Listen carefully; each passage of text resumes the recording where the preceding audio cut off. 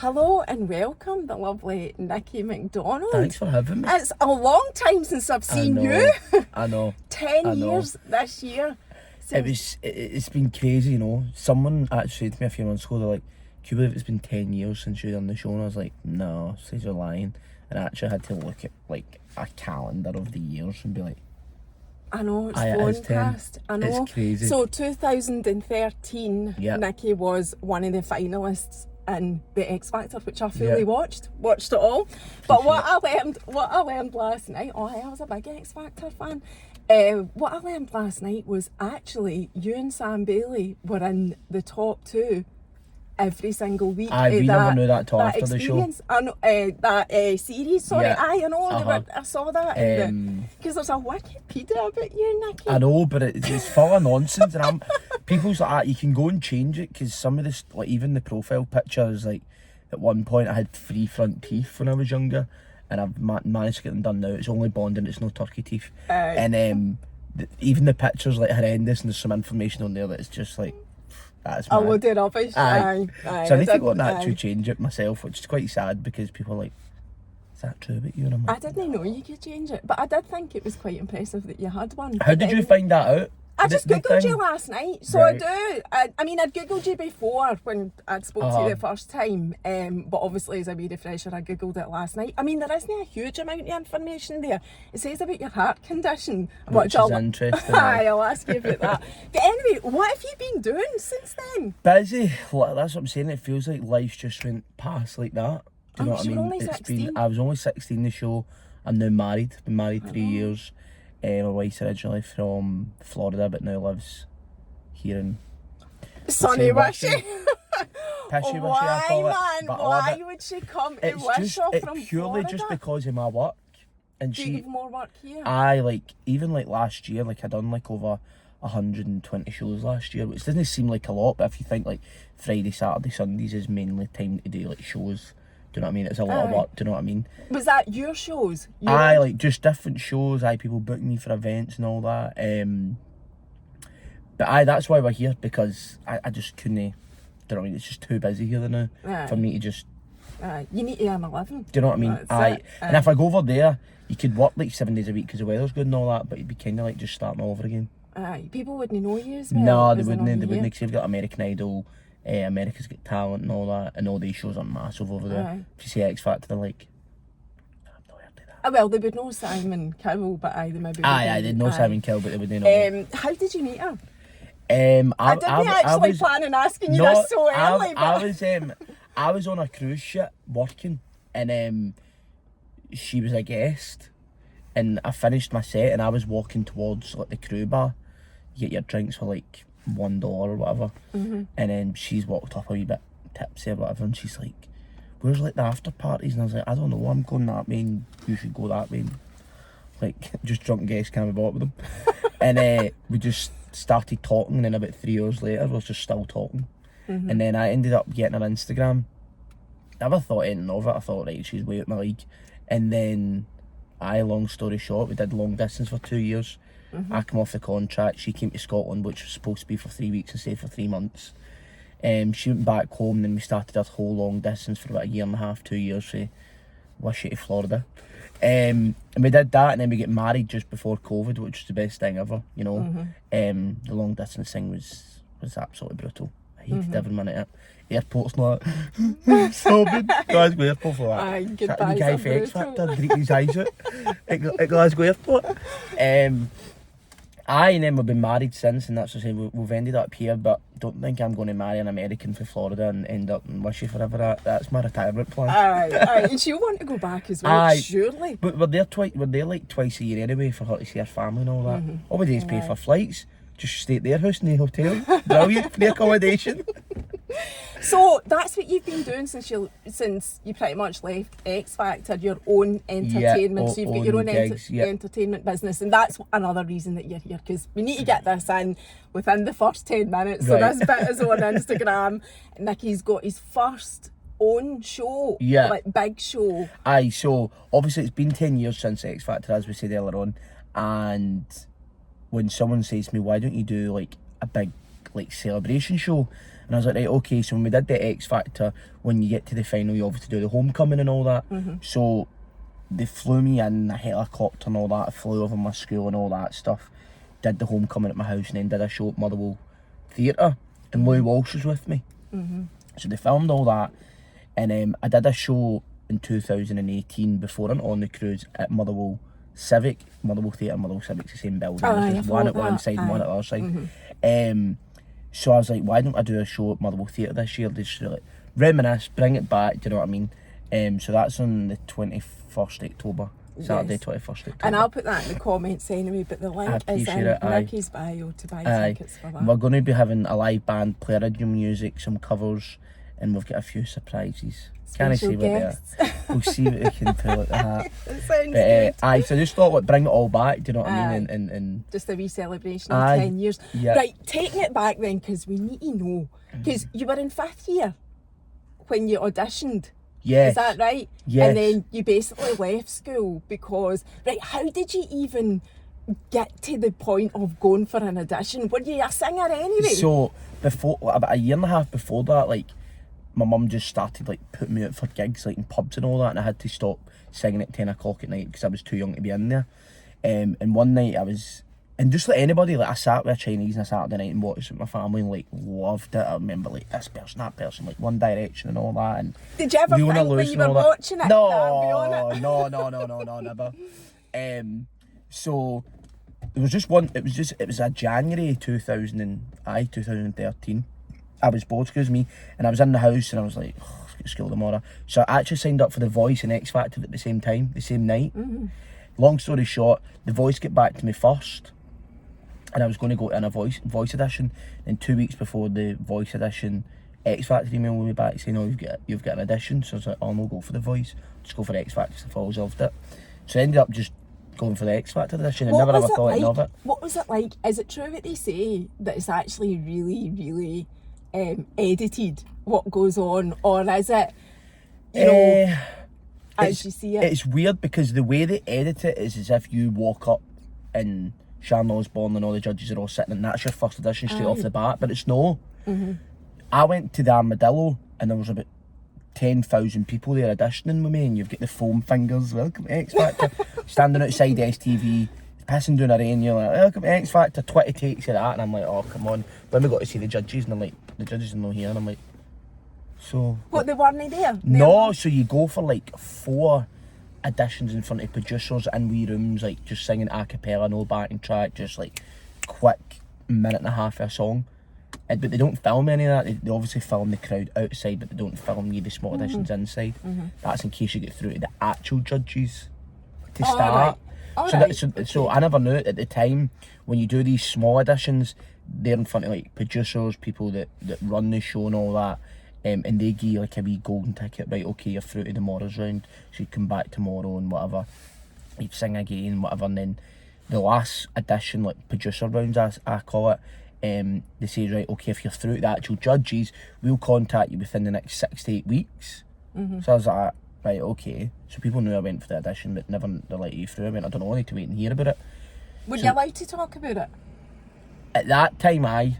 At that point. Because you're only in small auditions, do you know what I mean? It's nothing's been televised. So then 6 weeks passed, never heard anything. 8 weeks passed, never heard anything. 9 weeks passed, nothing. 10 weeks, well, I'm not through. So then I get a phone call from one of the runners on the show, and he's like, "Aye, congratulations, you've got an audition at the Hilton in the West End, and this time it's in front of the judges." And then what you wore like 2 months ago with your waistcoat and your pink tie and all that, you need to wear that again for this audition because we filmed you coming in doing the whole X Factor sign. Now this is you going in front of the actual judges. Also, they try to make it look like. Yes. See, that's why we all believe that they were there. And so did I. But I'm like, I've already done my 4 auditions. I've not even seen a judge or nothing yet. So then I'm trying to look at this. Obviously, you could tell me my mom dressed me, or I get dressed in the dark. The suit and all that horrendous. Didn't even match or nothing. Did you still have it all? Well, no. I had to go look hunting high and low for this stupid pink tie. It was either too light or too bright or whatever. I think the waistcoat and all that I threw it out. And anyway, I had to rattle Did you get all replicas? Did you manage to get it? No, exactly not exactly the same, but something that looks similar to it. So people never realised. No, anyway. right. No, never realised. That's so interesting. And then we went in front of the judges, and then at that point, but I never signed up being like, oh, I could do well in this. I just literally just signed up because I was like. So you're just winging it the whole time. Literally, really? I'm still winging it to this day.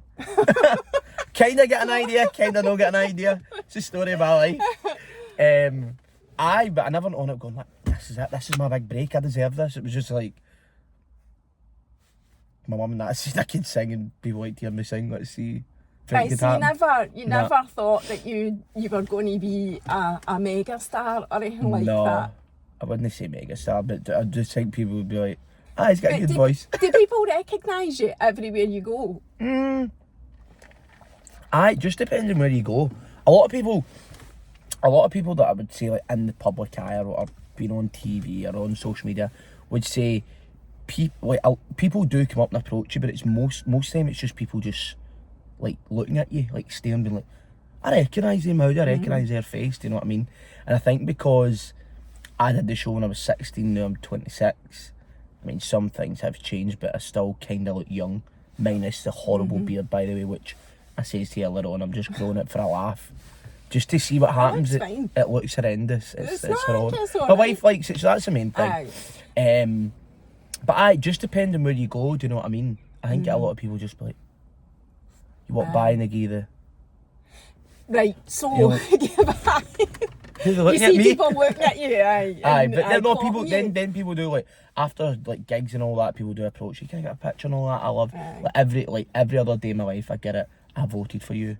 The whole of Scotland would have voted for you. These people's phone bills must be through the roof. That's what we're like. But Scottish people are like that. They are. The minute there's the MD Scottish doing well in something, we are a $1,000,000% behind them. Which at the same time, you do get that 1,000,000% behind them, but then I've seen in social media recently, like, weirdly, other Scottish people don't like to see other Scottish people do well. There is always... Does that even make sense? I get you. No, I get you. Do you know what I'm trying to say? And the more people... It's just like being on social media. The more people that like you, the more people that you gather that like you, the more people you gather that don't like you. And then that comes on to trolling. Have you been trolled? Even so, when I announced the gig at Motherwell, the Wisher Press, which is obviously the local paper, picked it up, and see the comments under it were horrendous. And I looked on all these people's profiles and they're for like Motherwell, Wisher, Hamilton, like nothing nice to say, and I'm like, I don't even know you. You don't even know me. And I'm like, they're like, I can't remember what it was. Like, it's one of them, for examples, like, I was shite, he could never sing or whatever.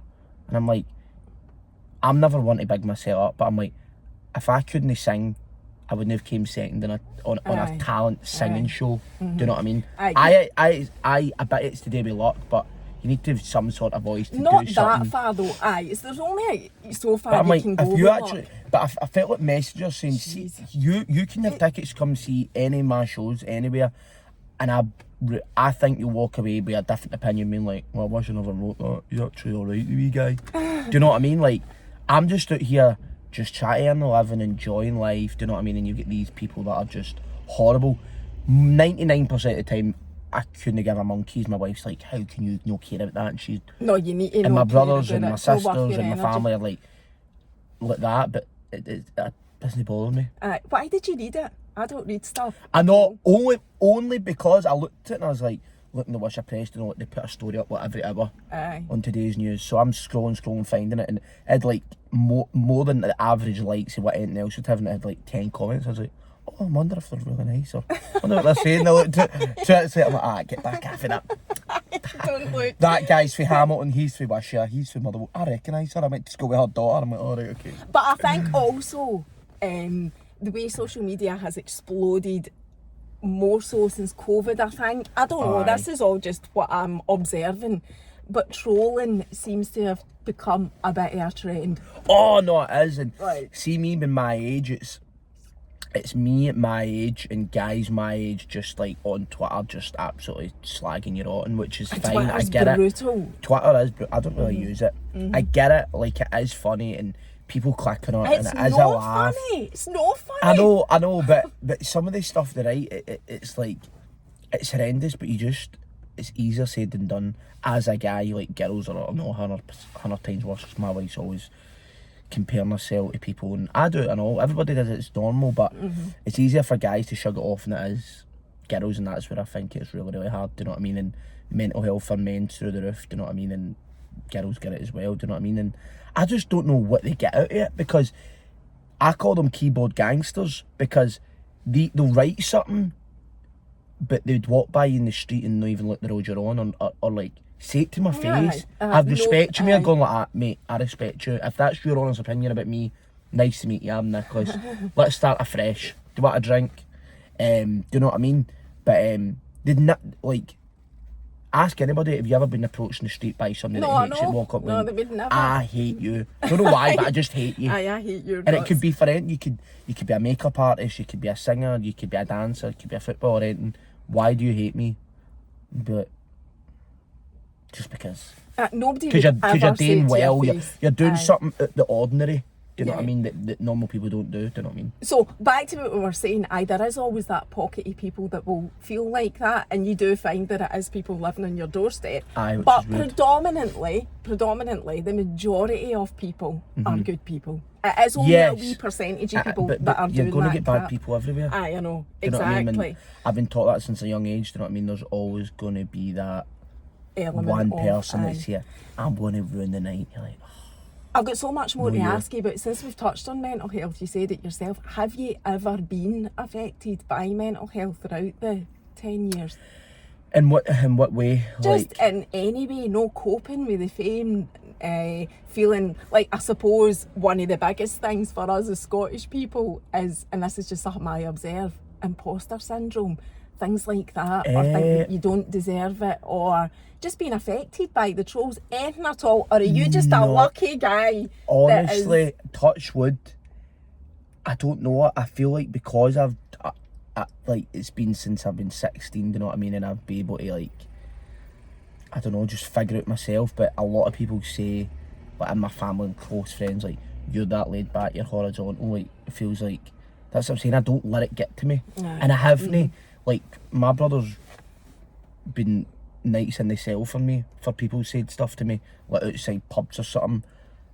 My mum's messaged people on Facebook, like, do you know what I mean, like family members and all that.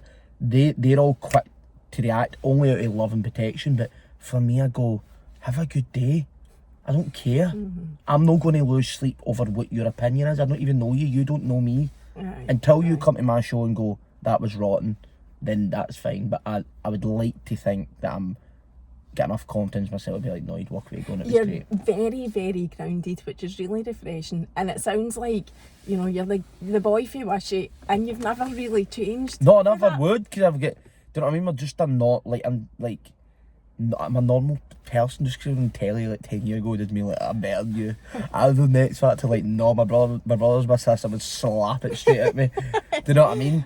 So no, I've never, there is times where other things get hard, do you know what I mean? And trying to, like, run a business and do you know what I mean, is hard, but I wouldn't say that I've ever let trolls get to me, because then you're just going to eat yourself alive at that point. But as I said, for a lot of people it is hard, and it's easier said than done. Yeah, no, I know. Do you know what I mean? I don't know. I think it's just like a mental block. You like it doesn't bother me, and I don't have an answer to why it doesn't bother me so much. You've been gifted with a personality that keeps you grounded. Until they walk up to you in the street, then you'd be like, you'd be caught off guard. Aye, then that would maybe be a wee bit different. But then I would be like, that's like, you're entitled to your opinion. That's fine.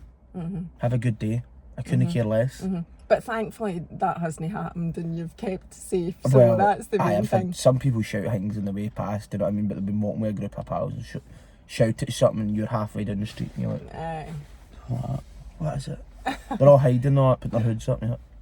But other than that, you're fine. Aye. So, even going back to the X Factor, that 16-year-old wee guy, then what was, like, was there a moment where you went, oh my God, holy shit balls, what is happening here? Like, even the homecoming.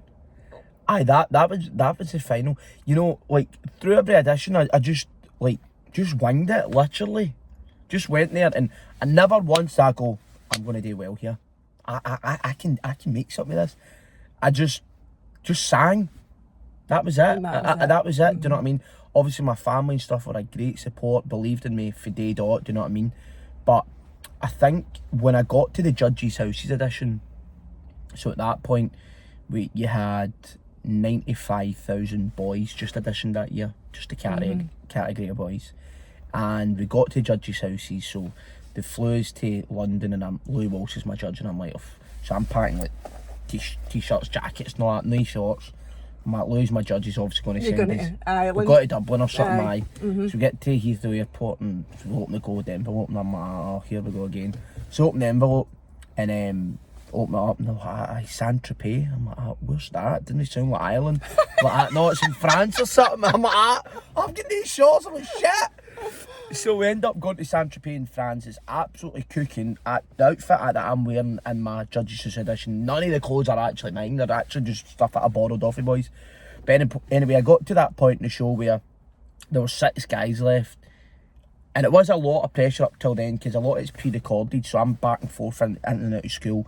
At this point, some of it's been televised. I can't say a word about X Factor. Basically, if you mention that you're through anywhere, you get chucked off the show, and that's it.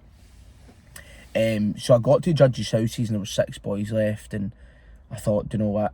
If I don't get through here, I'll probably never do this again, because it's too much, too intense. Like keeping your mouth shut in a way of like it's a big secret.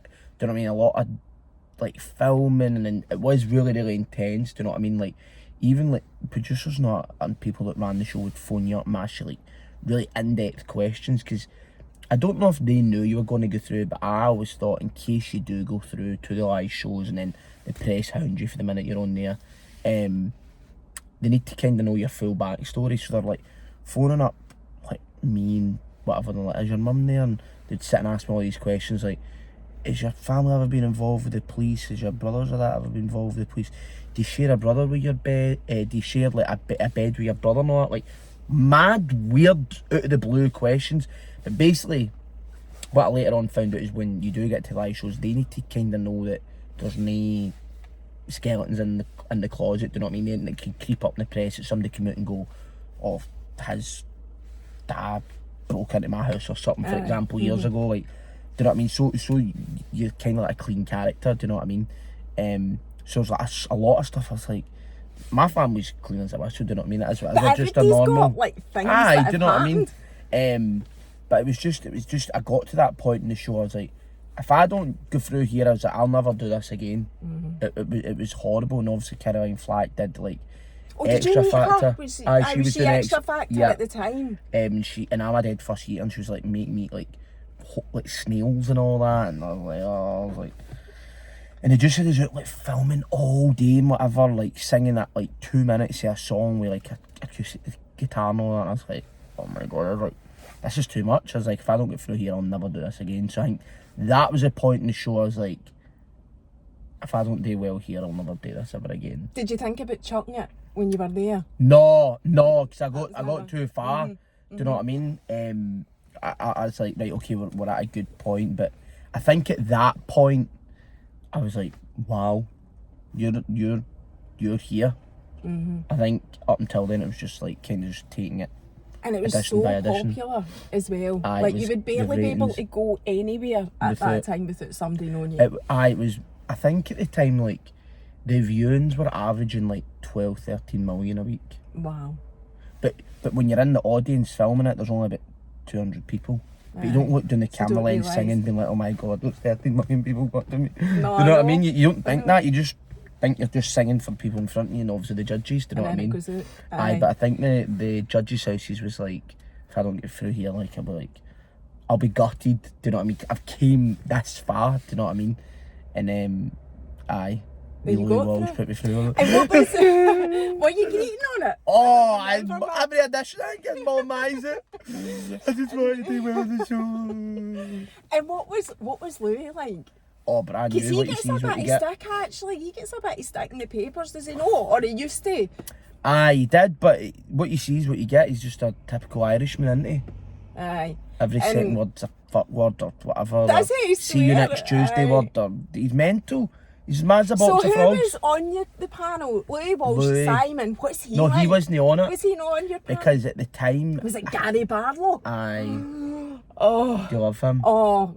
I look... Well, there's a lot of stuff I've read He's an about him arsehole. that puts me up. Is he? Aye. Is he? You're joking me? Are you a Take That fan? No, I just think that, well, I'll be honest, right, I wasn't really a Take That fan, Right. but see when they matured and got older, I liked them when they were older. Like Gary Barlow, in terms of the way that he looks, I think matured into a very Well. handsome fellow. But he wasn't a good looking fella back in the young days. But he's meant to be a Tory. I heard he was a bit of a Tory.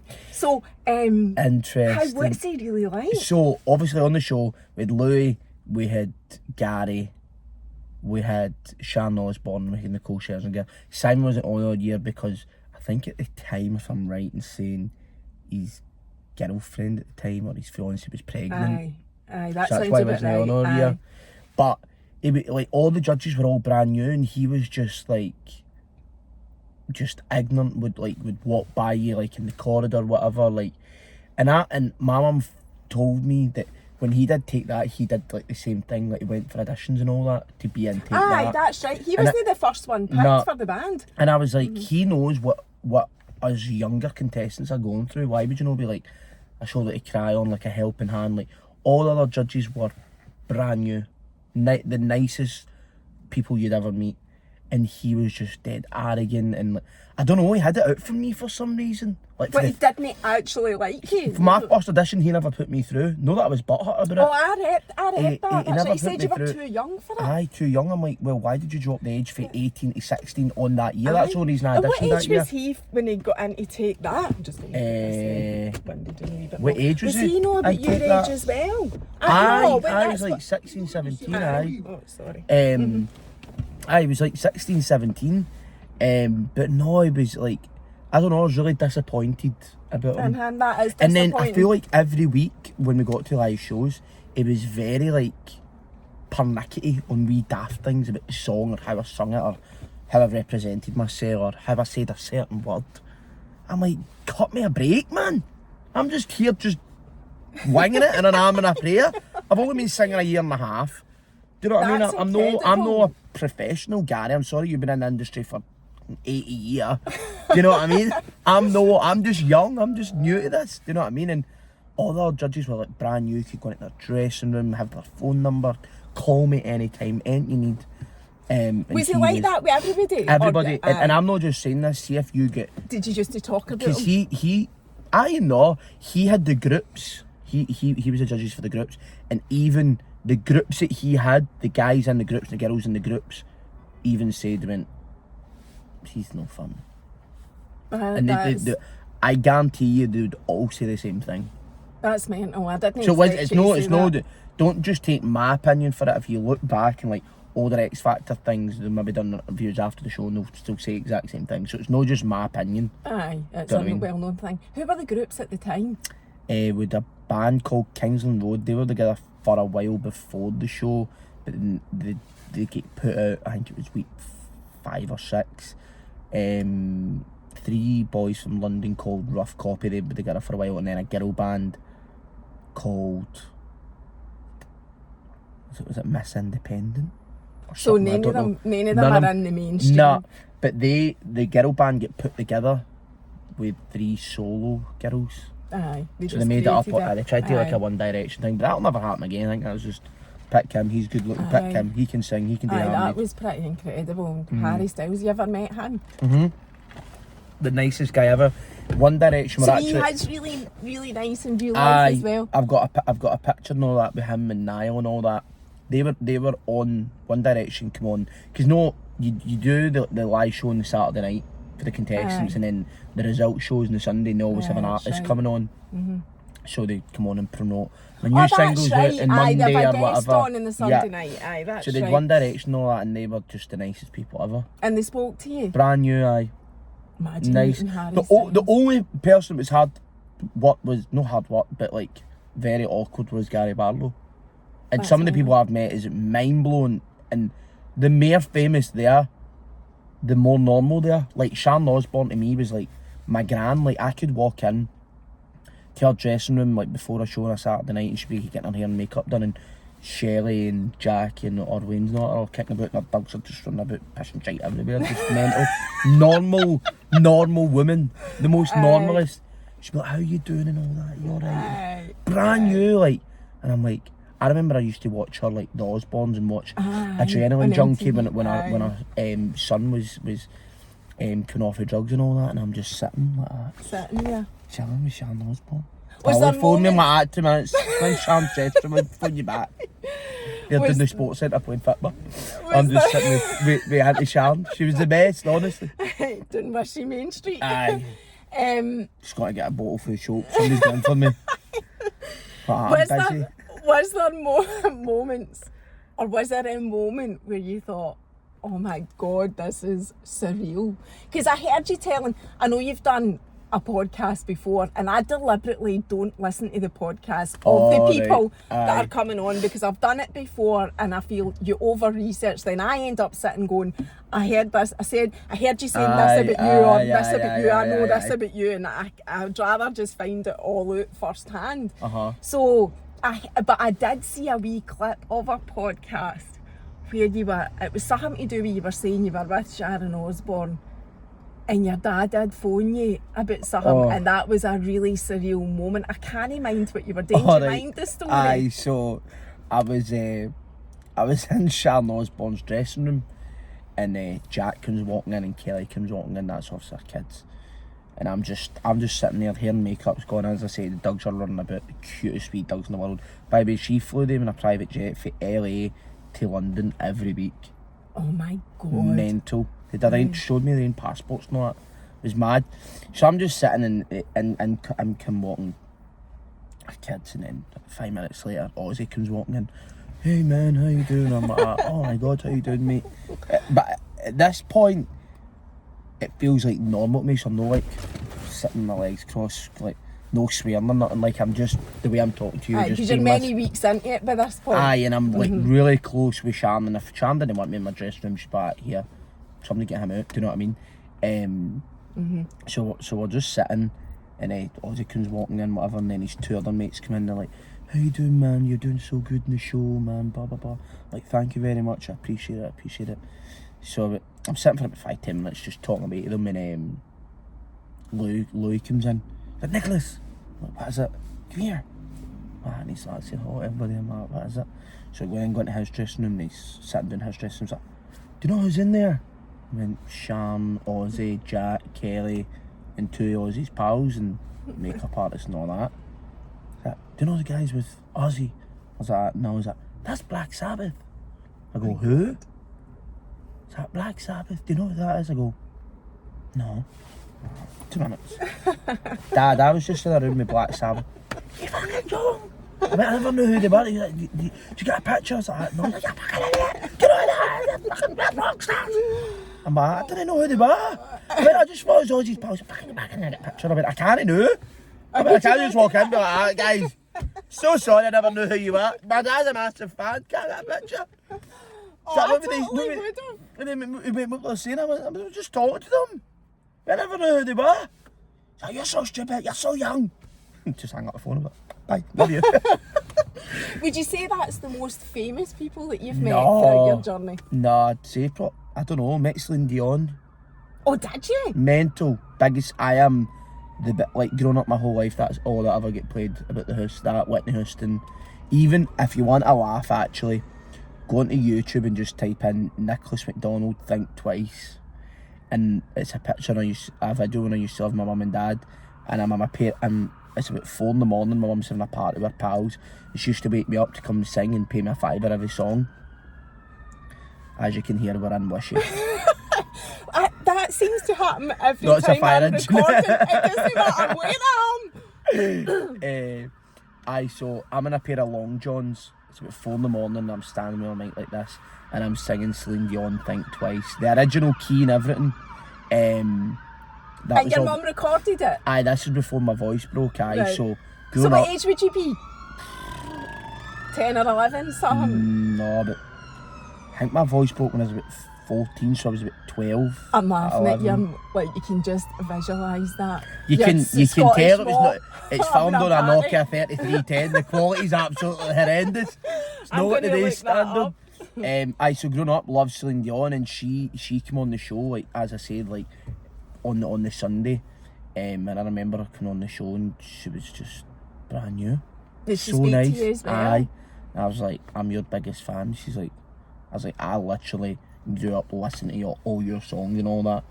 So meeting her was like surreal, and then we met like Lady Gaga. Wow. I think another surreal moment was when I met Elton John. Wow. He's just played this weekend. Aye, he's Glasgow. literally Did you just go? finished. No, I actually said to my wife last night, should we go? But my brothers and my sister-in-law are moving into a new house, and they end up coming over last night talking house stuff, and I'm like, So can you... instead of so talking you about did that, stools and cutlery, I could be a wee saying Elton John, but aye, that's a nice set. So are you in the type of circles that you can just do that? Like if Elton John's playing at No, Glasgow, I you need to just go and buy tickets. I try and blag them off somebody for nothing.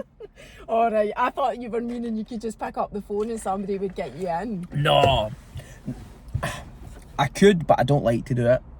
Right. I don't like to seem like a pawn or ask for stuff for free. I'd rather just pay for it. Aye. But that's- people ask me all the time, can you get me tickets for this, tickets for that? I mean, I'd be paying for them. Aye. I mean, I'm not asking somebody why to get me these tickets for my pal, and you're thinking just because it's through me you're getting it for nothing. I mean, no, I pay for them, so you're paying for them. Do you know So what I did mean? Elton John speak to you? Aye, so funny story about that was it was the X Factor final, and he was doing a duet with Gary on the Saturday or the Sunday, I can't remember. What did they sing? Don't Go Break My Heart, was it? I don't know, I You can't mind? remember. Anyway. I just genuinely think can't about it. remember. So I'm in a dressing room, and I'm just finished singing, and the door goes, and it's this older gentleman about in his like 70s, I would say. Was it Elton John? No, it wasn't. It Because wasn't. he's 80 now, is he not? I don't 82 know. maybe? He's brilliant for his age. I know he is. But, I saw some clips. It was this older guy, and he's like, and I knew all the X Factor crews, because at that point we're 14 weeks deep Aye, did your family? in this. Aye, so we know them all. Do you know what I mean? By their nicknames and all that. So he's like, yeah, Elton wants to see. He's got a very like thick London accent, and I'm like, it's like Extra Factor or somebody's in the wind up here. Like this has got to be like a prank and whatever. So like, follow me. So I'm like, alright, okay. So I'm following this guy. You're really got to take me Elton John. I was just waiting for Extra Factor to jump out, because he always used to do pranks and all that. Tell me Celine Dion's agent, no, that was on the phone, and she wants to do a duet and all that. But oh really? And it wasn't. It was just somebody putting on an accent. So I followed him, taking us round backstage at Wembley, and takes us into this dressing room. And the night before, we were in the dressing room, like the Friday night, we were in that dressing room with Domino's pizza and all that, and boxes everywhere, cups of juice and all that. The room was just a dump. It was just a room with walls and a chair, that was it. So he takes us into this dressing room, and I open the door, and I'm like, yeah, I was in this dressing room last night. Open the door, and it's just, all the walls are now all velvet and all that, carpet and all that, full size fridge with juice and all that, and water and all that. What the hell? And I turn around, and there's this black leather couch, like L-shaped couch. Elton's sitting there, and he's got his black and white whole Adidas original tracksuit on, and this big massive watch. He's just chilling. He's like, oh Nicholas, come on in. And I'm like, what the Did you know it was No! Because I thought somebody was winding me up. This guy just came to the door. Yeah, sir, Elton wants to meet you. I'm like, aye, okay. And end up So even when his you dressing room. saw him in the flesh, did you believe it was him? Or did you think Aye, it was because he was the same height as me. And his wee ginger hair, it's like my wee ginger beard. Aye, and I was like, at that moment I was like, shit, we're really here. This is mad. That's Elton John. And I'm like, that to him, sir, like that. And he's like, that, no, but lads. I'm treating him like he's a royal family. Yes. Yes, sir, no, sir, 3 bags full, sir. Aye, and I was like, that's really Elton John. I'm like, no way. And he was a nice guy. Brand new. He's like, just relax, and I'm just sitting there. But at did you relax? At the No. start, I've got my legs crossed, not at the end of it, I'm like, alright, Elton, pal. Are you up to this weekend? How's your tour selling? No, right, not. Just talking pure shite to him. And I was like brand new. I was like, that's mad. And then I watched like the Rocket Man, like I've watched it 10 times, and I'm like, my wife. You've met him. Met him. I knew that story before they put it in the film. No, I just lined it up. You've met so many famous people. There really isn't one that you could single out, because Celine No. Dion and Elton John are right up there. Really. Aye, and it's mad. And see at the time, like I've got a picture of Elton John, but I don't have Celine Dion. But because you're in the live shows, you can get to meet these people because they're on the same stage as you. And all the contestants say to all the people, producers of the show, "Not, we want to meet such and such that's coming on this week." I can't remember all of them, but you meet all of them, but you don't want to. Like, I felt like I was really in the moment on the show. Like I have a phone that has loads of old pictures and all that, but I never really like asked for pictures or videos or like FaceTime. Like I should have FaceTime on for Celine Dion, but I was like, selfishly, no, it's me that's here and I want to have a conversation with her, do you know what I mean? So I was really like in the moment on the show and wasn't like fully like, can I have a picture, can I have this, can I have that? I'd only ask if somebody else asked. I wouldn't be the first to like pull up my phone and be like, did you ever get starstruck? Aye, with all of them, but you need to play it cool. Not play it cool, but really, like at the start you'd be like, look, I'm a massive fan, do you know what I mean? I appreciate everything you've done, like whatever, and they would just compliment you, because I don't know if half of them would make it up, but they'd be like, you're doing so good in the show, like I watched your clips back and all that. And when I said it to Elton John, he was like, I remember on week 4 you sung that song, and in fact we did a week, it was his theme, and I done Don't Let the Sun Go Down on Me, and he said that he watched it and said it was fabulous. And I was like, that's mad. Elton John's typed my name into YouTube. I know, that's mental. Mental, isn't it? Aye. And it's just wee daft things like that. Unless maybe never typed in, somebody showed me, but he's seen me before I've seen him, which is mad. You don't think when you're on like the X Factor, there's that many people. You don't know who's watching. Do you know what I mean? You just don't know. I know, but they're the same as us when they're sitting at home. They're looking for something to do, just like anybody else. So they are going to be watching it. It was mad. It's some of the people insane. you meet is just like crazy. Do you know what I mean? Who would you say is the most famous name that you've got in your phone? Would you say that? Would you? Or is that something you wouldn't actually want to talk about because it's private? Somebody actually asked me that a few weeks ago on a podcast. Did they? And I can't remember. I said something quite funny, but I can't remember. Then watching it back, I'm like, I've got his number and I've got their number. But I'd need to actually go through my phone. So you're not so it doesn't spring to mind. No, it doesn't spring to mind. No. I don't. It's not as if like I just text Sham Osborne like that. Yeah. Do you have on your phone? Aye, like, but it's so weird. Like, a lot of people all the time like request me to like phone Simon Cowell, but Simon Cowell wasn't on my year. And did you meet him though? Aye, I met him after the show. Yeah. Was he there for the final or something? I don't know if I remember. No. But aye, folks, just phone Simon Cowell. I'm waiting who? Sign me up to. I'm in the Bahamas. Like, I've not got his number, but I don't know why a lot of people ask me to phone him. It's so random. Aye. What was it like? He was nice. He was like quiet, like kind of. I think before that he looked like he was a villain and all, like Britain's Got Talent. No, I think it started he's just like honest. that. Aye, it started like. No, he's developed into a pure aye. soft heart, isn't he? Aye. After having his children and all that. Aye. But Has he got no, more he was than nice. one? No. I don't know. I think he's got 2. Has he? I don't know. I could be wrong. I don't know. I need to ask you about Caroline Flack. Just because you mentioned her. She was and brand new. It's so sad. It was mental. It was mad. So, I take it because we're talking about 10 years ago, when you encountered her, life would have been okay for her back then. There wouldn't have been any visible signs of mental health issues. Right, so what was she like? Just the bubbly lassie that was seen on the telly? Aye, kind of what you see is what you get, do you know what I mean? And you get landed an opportunity with, obviously, this role, playing the Extra Factor and all that, and she got deals and all that after it, and she was just, what you see is what you get, do you know what I mean? The only thing she done that really annoyed me, because I said earlier on in my first year, she made me eat like a snail. But other than that, she was lovely. Brand new. And do you know where you were when you heard about what had happened to her? I just remember being home. Just remember being in my flat and being like, no, surely no. I'm like, how? Did you hear on the news, or did somebody message you? No, I think somebody phoned me. Actually, I think it's one of my pals phoned me. And they're Like, not a showbiz pal? No, just a normal pal? Just a normal pal, aye. It's like, you seen what's happened? I went, no, and they're like, Caroline Flack's dead. I'm like, what? I'm like, Caroline Flack, like the Caroline Flack? He's like, aye. And I was like, no way. Devastating, wasn't Mad, it? Devastating. mad, like, crazy. Aye.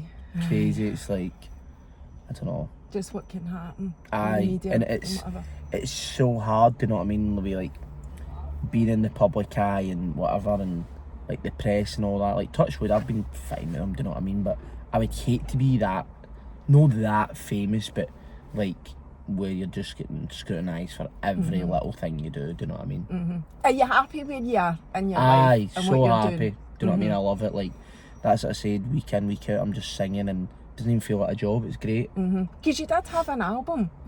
I had one with RCA, and the thing that happened with them is that they wanted me to write about and sing about things that I didn't really want to sing about. Like, they were very controlling. So I'm going to get back. Did you break away from them yourself? Aye. Just on the terms of that, I don't know, it just didn't feel right. Do you know what I mean? Very like, you should write about this and you should write a song about this. And I'm like, talk about heartbreak. I'm like, I'm only 17, that's enough. I can't even spell heartbreak, never mind know what it's like to go through it. But that first album, if I mind right, was mainly the covers to the show. Yeah, anyway. and then like and I had to squeeze it out of them for them to like get originals, and like, the originals were like, written and produced within like a day, and some of the songs were already written. They're just like, you should stick your vocal on it, so it was very like rushed. But now, having experience and all that, whatever, you kind of develop and understand what you want to sing about, what you want to talk about, what you want to write about. But at the time I was 17, 16, and do you know what I mean, they asked me to jump and ask how high, do you know what I mean, kind of thing. That's the only thing I was naive. None of my family have been in the business before. I've never been in it before. I don't know what to expect. I come off this show and I've been given lawyers, agents, this, that, and next thing. I'm like, what do I need a lawyer for? What do I need this for? What do I need that for?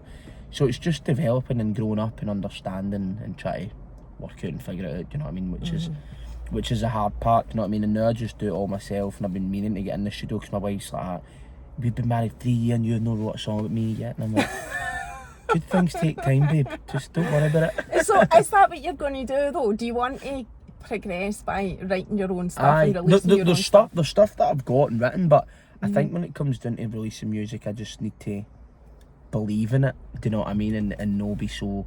I'm really harsh on myself with really? Original stuff, which is weird.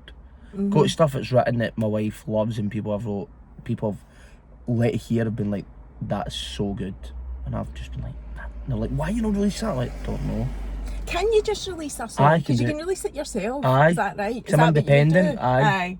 I get offered like a record deal like a few years ago, but after reading the terms and conditions in the small print, it was like for 10 years and all these hoops and all that you need to jump through if you want to go to it. And I'm like, you know what, I'd rather do financially doing it yourself. Like, the way I looked at it is, if you get in the studio and you spend £100, so go and buy a car for £1,000, don't expect much from it, do you know what I mean? So you need to invest like a lot of money in it for producers, songwriters, production, do you know what I mean, mastering and all that. So it can get expensive, do you know what I mean? But there's no reason. I've got enough friends that are in the industry that I can go and just sit in a room with them and just start jamming out songs, do you know what I mean?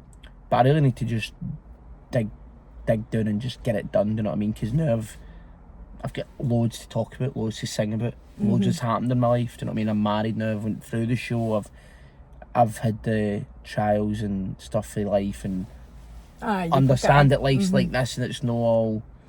well, you have really got 10 years of experience in the showbiz industry. The showbiz. That's what they call it, is it not? The showbiz, as if I know what I'm talking about.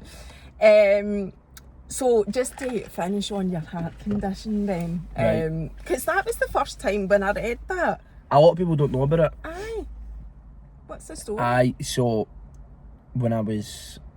Don't quote me on this, because my wife watched this back and say I would change it, but I was either 10, 11 or 12, maybe 13. I was playing my local football team, Wisha Wickham, and long story short, playing in East Kilbride and whatever, and I took a cardiac arrest and died. But the way I fell, I just fell like a jelly alien. My parents thought I get shot. So random. Were they watching? They were watching, and the ref blew the whistle, and I was a striker, so I passed the ball to start the game and just fell.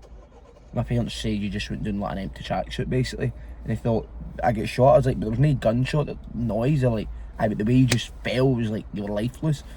So they're all shouting. This is what they tell me. They're all shouting, Nicholas, go up, go up, go up, go up, go up. But at this point, I think I'm up literally away with the goalie. And the coach runs over and I'm blue in the face and all that. I don't know how, but I've managed to swallow my tongue and block my airway. So usually you just tilt the head forward and it just slide forward. Couldn't do it, so the coach had to punch me in my teeth out so he could get his hands behind. Punched your teeth out? Aye, because my jaw was locked as well. Oh my God. To make like space to like get these wee claws in behind it, rip the tongue out. And so he started working me, whatever, came back to life. And I remember just waking up in a buggy, and I had the football team at the time had bright yellow tops. There was just blood everywhere, and I'm like, trying to get up and trying to go back on, and they're like, yeah, ambulance has come, you're going nowhere.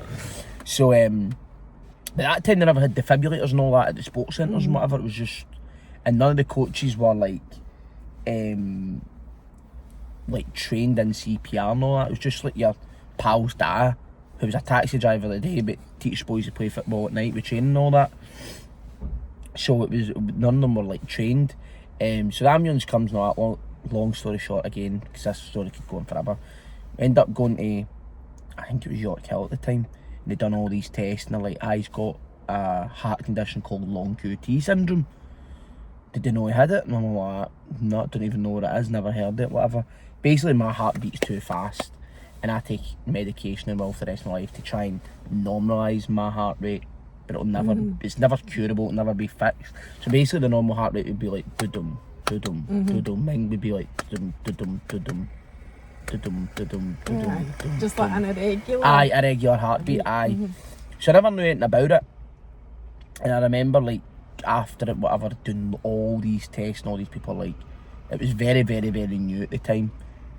People never really knew what it was, never really knew how to deal with it or whatever. And I remember them telling me, like the cardiologist not to come in and went, your life's going to change now. Like you can't do PE at school, and when you're on your bike, you need to push your bike up the hill instead of pedalling it up the hill. No physical exercise, no sports drinks, no more football, no more this, no more that. And I'm like, what? So for the first like year and a half, I was like, my pals were having parties in the sports centre and all that, and the parents be like, Nicholas can come, but he needs to sit at the sideline. Don't want it. I'm laughing, but it's a very serious issue. He can have the pizza and that later on, but we don't want him to play just in case anything happens to him. I'm like, just sitting at the sports centre like idiot. And it got to a point I was like, Mum, that's it. I want to speak to cardiologist. I'm not living my life like this. She's like, I know, boy. I went, book an appointment, went and spoke to the cardiologist. Like, but we just recommend this. I was like, right, okay. So there I was, out my bike, drinking Lucozade, literally like a week later, after a year and a half of this. And I was like, I can't live my life like this. Wrap me in bubble wrap, do you know what I mean? But I'm going to break out of it. I was like, I just can't do this. So then when I'm on the show, touch wood, nothing's happened now, but fast forward to the show. When I'm on the show, they found out about this. And they wanted me to use it as a sob story. Oh no! Oh, when I was 16, I think I can't digress, and that's why I'm here today. Everybody vote for me and feel sorry for me. No, fuck off. So that's deliberate. Yes. Are they sob stories? They look well, for them. well, they try well. to find them. They find them. Aye, like the reason I'm here today is because my auntie's cousin's grandma's step cousin's cat's fish uncle died of cancer and had a heart attack and was my biggest fan, and she loved me. So I'm here for her. Do you know what I mean? And they make you.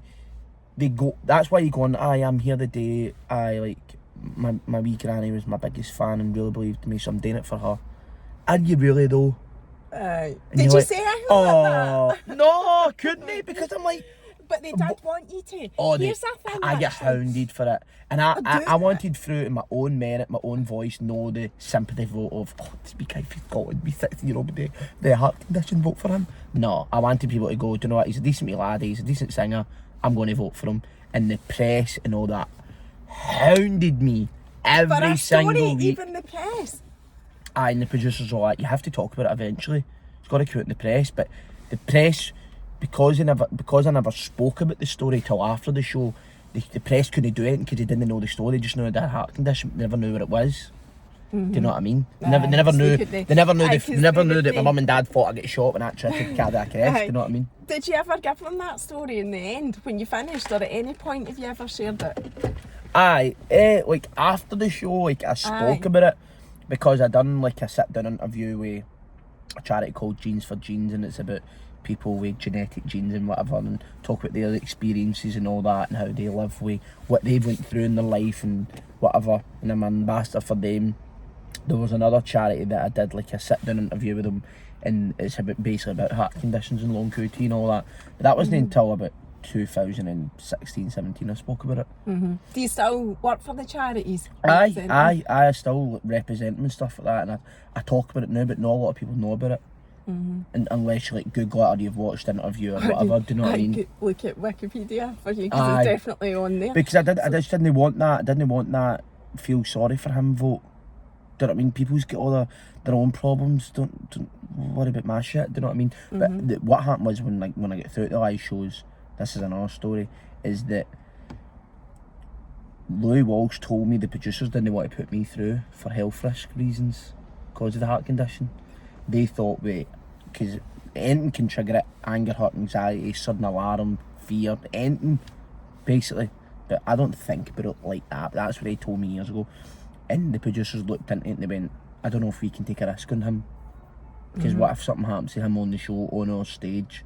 He just drops in cardiac arrest in the middle of a song. Do you know what I mean? And Louis Walsh says, I don't give a monkeys, you're putting him through. We'll go and get him checked and all that. So Louis Walsh actually stuck up for me and says, he said to producers like that, he's great, he'll be fabulous in the show, but we can't put him through for health reasons and all that. And Louis went, I cannot send this wee guy home, you need to put him through. You need to let me put him through. Do you think Louis knew you were going to win? Or, he did start to gaslight me a wee bit and try and blow smoke up my arse, like week 6 now. He's like, if you just listen to me, you'll make this final. And I'm like, Dave's taking a pinch of shot. I'm like, I know you're Louis Walsh, know what you're talking about, but I've seen it. They build him up, and they've got him in this high, and they just go, just shoot you right out the sky, and before you know it, you're back to school a week later. Do you know what I mean? So I never ever built my hopes up. But give Louis his due, he was a great mentor. He's a great person, and he really did believe in me for the first edition. And you believe that? I believe it because off camera, in his dressing room and all that, like the conversations we had and whatever, it was brand new. It was great. It was such a great support. Just two more questions. Did you ever, did the heart condition ever affect any of your nerves or anything like that? Did you ever feel like you were getting so nervous or you felt so much pressure that you If I did, I don't remember about it, but I wouldn't tell them.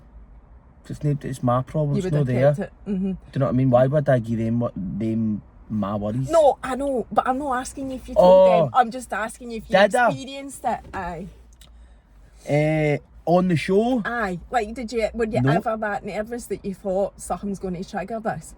No. Or anxious or anything? That you kept totally calm the whole time? No, that I kept totally calm the whole time. Obviously there was times I was absolutely bricking it, but I don't know, I think I've lived with a heart condition that I forget that I've got it. So I don't, it's not every day I've got a heart condition, better watch myself.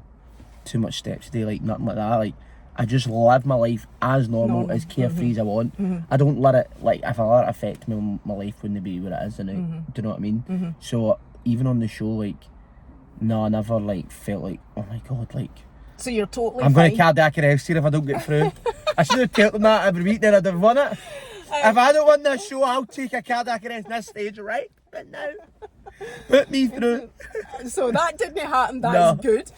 So that links into my final question. Do you think, because there was a lot of chat I mind for a while where the press and that were saying that the producers and the people that make the show know who they want to win it before the live shows even start, so they try to manipulate it so that is the outcome. Now, that's maybe a hard question for you to ask because you were one of the guys in the final. No. But do you think that was something that they did? See, the thing is, right, I learned this after the show.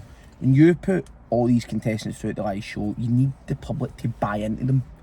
Like, they need to have a story. That's why they give you the sob story. And with me, I was just to be 16-year-old for Scotland, you know what I mean? That was enough. That's all you needed. Sam Bailey's story was she was a prison warden for Leicester. Do you know what I mean?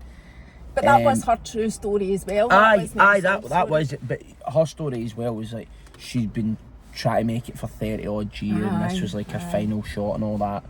So it was weird because there were some weeks where we sat on a Sunday and I tried to vote for Sam, like just see if it would work, and it'd make it, and it'd press 1 for Sam, beep, press 1, and it would go, thank you for voting for Hannah Barrett. No! Aye. So the week of the final, when I was on singing on stage, Sam Bailey was backstage voting for me the night of the final. Wow. Can it be manipulated?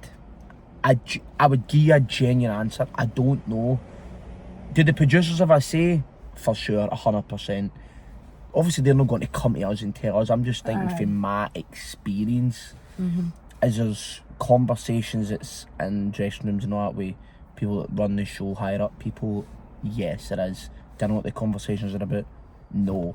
But they're making a TV show at the end of the day. Do you know what I mean? They need to, I don't know, can you even rig phone lines? I genuinely don't know. I genuinely don't know. But see, at that kind of behaviour, like Sam, constantly voting for you, there was millions of people doing that, especially in Scotland. That's what you did at the final. Like, people had final parties in their houses. I know, it's final parties. It's like, they do it for Love Island nowadays. X Factor was the original, stop stealing it. But I think the thing, like, for me to say, come out and go, I think it was rigged, then people are, I need body. No, I wasn't really asking it's you no, if it was it's rigged. no, like, I genuinely don't know. If I genuinely thought it was rigged, I would say it's rigged, but I genuinely don't know. Aye. Do you know what I mean? Fair Can enough. it be manipulated? Do I think maybe, but I don't. You're not aware of it. I'm not aware of it. I don't have aware of it. physical evidence of the only. Aye. That's what I'm saying. When you press 1 and vote for somebody else, you're like, That was the only there's a crosswire going on here. Do you know what I mean? So, but the thing is, do you know what I mean? You can't bite off the hand that fed you. Do you know what I mean? That's another thing. X Factor's changed my life forever, and 10 years later, I'm still enjoying it and still singing and still making a living for it and travelling the world doing what I love, what I call a job is to sing, you know what I mean? Aye. So I would never ever slag it off. Actually, I've got a guy for the BBC wanting to do like something because I think there's people, previous contestants that were on the show, try to sue X Factor for mistreating or something, or treating them bad or something. I was treated fine. So you wouldn't get involved. There's a cafeteria, in that. I could have gone and just helped myself, no, just feed me some biscuits, chocolate, no, I'll be fine. Do you know what I mean? They put me up in a big beautiful house, no, where all the contestants lived. Like, I was never like, when they say I was treated badly. I was only given 30 quid a week to live on, but when they say I was like, at that point, Pocket I was like, money. aye, basically, aye. Go and buy a pizza and that's Couldn't just you fine really money. justify giving a 16-year-old any more than No, that? I think- Anyway, that would again be irresponsible. Aye, but I think people think that cause you were on the show and you were on it for so long, you get paid for every live show you do. You don't. You don't. Oh, do you you don't. know? You don't get a I didn't penny. even think to ask that. To be And I want honest. to know. See with all these million, like in the final, like we've had 3.5 million votes in this final, blah blah blah. Aye, that's a lot of And money. it's like 'Cause it was 20 pence a premium, vote. Who's getting that 20 pence? Because I never seen an iota of that, and I want to see some of it. Is that Simon Kilgan into his pockets, or is it ITV? I don't know. But I feel like, what about all the voting money? I'd be like, I think that's just in my bank now. I think I'd be living and wish it was in my bank. But no, you don't get paid to actually be on the show, like week by week by week. You by would week. get paid thereafter for like guest Yes, appearances and whatever. aye, And I aye, suppose aye. that's probably what they say to you as Yes. your payment for it, if you like, the exposure Well, to then get paid jobs. no, because you're no guaranteed anything. Look at these people that are like, I'm saying Love Island for example, because that's on right now, but they'll go in as, say, you're a dental nurse. If you're only in there for 2 weeks and you get kicked out after 2 weeks, looks like you're going back to your dental job. Are you out of pocket then? Because you've paid to get there. Aye, but I've been told apparently you get paid like, don't quote me on this, I could be totally wrong, but you get paid like 250 quid a week to be in Love Island. Oh, maybe right, I'm so wrong. Love Island's different, right? But the thing with Sam Bailey is when she was on the show, cause she'd like a mortgage and all that, and she was out of work for so long, X Factor would help pay some of that while her husband still worked. Do you know what I mean? So they wouldn't pay your mortgage, but they would help make some sort of payment towards it. So it was all based... I had a phone bill and it was in my mum's name. Do you know what I mean? So it was all based on your circumstances, yes, really. They were responsible enough to make sure that you didn't lose your whole entire life whilst you were on this show getting paid hee-haw. Aye, but my family had to travel from Scotland to London every week for 14 and they paid it. Flights and hotel. And really, that should have been paid because you were only 16. I know, but my family did get like, not into debt, but they spent like 30, 40 grand plus. And because did you get any because back? they had to pay for flights and hotel for my mum. My mum and dad had to pay out their own pocket. My mum, my dad, my older brother, my younger brother, and my younger sister, and my grandpapa. So 7 of them every week, flights from Glasgow to London, and we're playing at Wembley. Like there's studios beside Wembley, and all the hotels there are all worth a fortune because you've got Wembley Arena, Wembley Stadium, which are always packed out with gigs and events and all that. So the average the average price of hotels was through the roof just because the area they were in. Mum didn't want to stay away in miles away from where I was going to be in the studios where the show get recorded. So they had to do that for 14 weeks, do you know what I mean? And then sometimes during the week she'd have to come down, and they never ever covered flights or nothing. And then obviously your food and all that, your travel. So and you never it started to... back. Nah. Aye, so it's expensive just being on it. Aye, you know. Oh, you paid them something back? Oh no, as soon as I come out the show, I'd like, Mum's like, here Nicholas, this is what we have spent, and I think within like the first like 3 months or whatever, I squared them back you up. You paid your mammy back. Aye, that's paid good. her back, You're aye. a good boy as well. Then I'm like, right, when can I start making money? But you're no guaranteed anything like off the show. No. But I never. It was one of the guys who was a camera guy for the show.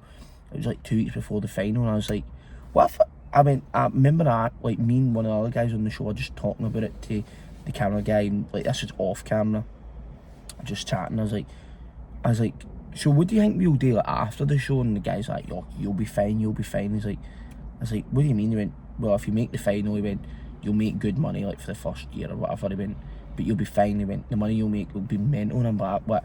Like 250 quid, 250 quid a show? And he's like, no. He's like, you guys will be making like 5-6 grand a show. And I'm like, what? No way. He's like, you're like 2 weeks out for the final. He went, you definitely get work when you leave and all that. But I was so naive to it. I just thought, I never thought leaving the show that this is your career. I just thought, what an experience that was. You didn't know you were going to go on to have your own business and basically be an entertainer. No, didn't he? But no, it's I live and breathe it, and it's. That's what it is. But you had to, like, because I was so young, you had to grow up and work things out for yourself. Do you know what I mean? It's all part of the journey and your story. I never thought being like, I'm going to do loads of gigs. I just thought I'll keep singing and I can kind of use this platform to keep it going. Do you know what I mean? Which is mental to think. I know, but you have got a successful business there anyway. And I just want to finish off by saying then, for people to book you, now we've already talked about your show on the 21st of September. October, sorry. You're a month early. But you can go a month early if you want. Front row seat. No, 21st, I was sitting there myself. 21st of October. The only person that's bought a ticket. That's really sad. In Motherwell. But for booking you for like weddings, shows. I do everything, literally. Like, even when I come off the show, like I remember like within the first year, like agents know I would book stuff, and then people would contact me to do weddings, and I would do them. They'd be like, what are you doing weddings? I was like, I need to earn a living. Even though you're my agent, if they're going to pay me do a job, I'm going to do it. It's like a painter saying, here, do I want to paint these 200 flats in the middle of a scheme, or do I want to paint this £5 million house? He's going to paint the scheme houses and the big fancy houses, because a house to house, do you know what I mean? I grew up in the scheme, do you know what I mean? Painters in all the time doing it, and then they're in away doing mansions. It's the same with me. Like, would you do a wedding, or would you do a corporate event, or for 500 people at the Hilton or whatever? whatever pays my way, I'm gonna do it. Do you know what I mean? Like, and I've always been like that since the show. Like, do you know what I mean? Don't. I was never picky on what event. I'm an X Factor runner-up, so I'm only gonna do the big events. No, you do everything. Whatever pays the bills. So the reason I asked that was to find out, how do people book you if they want to book you? Have you got an agent, or is it contacting you via Facebook or what? To cut out the agent's fees, just contact me. Really? You know what I mean? You go straight to you? I'm just honest with people. Like a lot of people do book for agents. Don't mean agents get their fee on it. And you use an agent then to get gigs? Aye, but I'd say 80% of my work is all word of mouth, and all people contact me through Facebook, Instagram, social media. You've got Instagram. And they email me, like, my email's just nicholas.mcdonald@live.co.uk. It's not like any. Aye, but you're easily contactable on social media. Instagram, social media, aye. They just message me on Facebook and I just see if it's available and work out with them, do you know what I mean? Aye. And I try and save people money. I'm not here to rip anybody off, do you know what I mean? I think a lot of places as well think he's thousands. He will not be able to afford him, and I make it affordable for people, do you know what I mean? Aye. If it's like a wee pub, for example, and it only holds 100 people, I say, look, sell tickets, whatever you think you could get the tickets for, and we'll work something out. Like, we'll make it so the pubs don't get into their budget, their pocket to pay me. They're just advertising it. The tickets are selling themselves, and they're do you know what I mean? They could pay me and make some profit off the ticket money, as long as I get what I'm asking for, them I'm happy. I'm not here to rip anybody off. I know there's a cost of living crisis now, do you know what I mean, and everybody's struggling, so I'm out here to make sure that the place is busy, everybody's happy, the punters are happy, the staff are happy, and it just makes me happy. Everybody walks away going, I just seen him for a tenner and it was the best Sunday afternoon I've had ever. Where you playing again, do you know what I mean? You just build that and people just end up just coming to see you all the time.